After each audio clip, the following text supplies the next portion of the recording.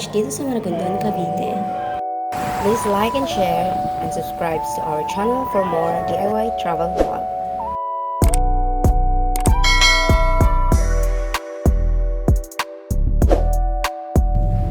So nagbus lang kami from Naik to Maragondon. Pero sa gusto naman ng diretsyo na, kung galing kayo ng PTEX, pwede nyo sakyan yung nasa Cebu, Batangas na bus. Kasi dumadaan siya dito at dumadaan na rin siya sa Patungan Beach. So pagdating dito, may mga nag-aalok sa inyo ng open cottage, narerentahan, may tent pitching at mga tubo. So itong aming rentahan is 1,500. Malaki na siya.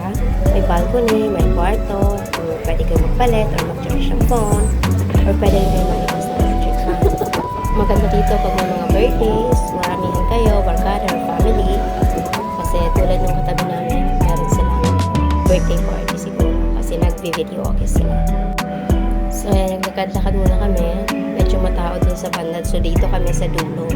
Kasi malinis siya at hindi gaano crowded.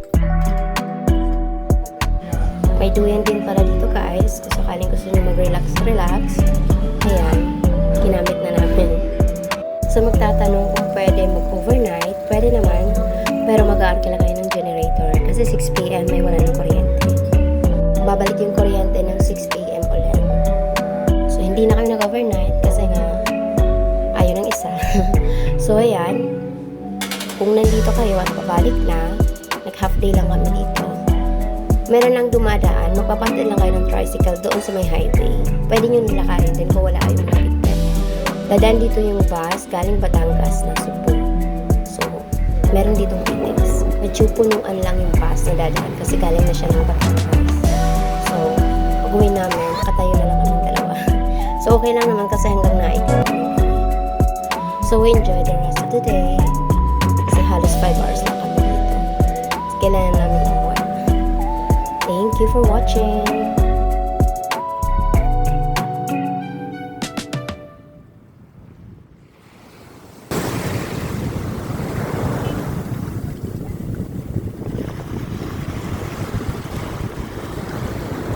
One already.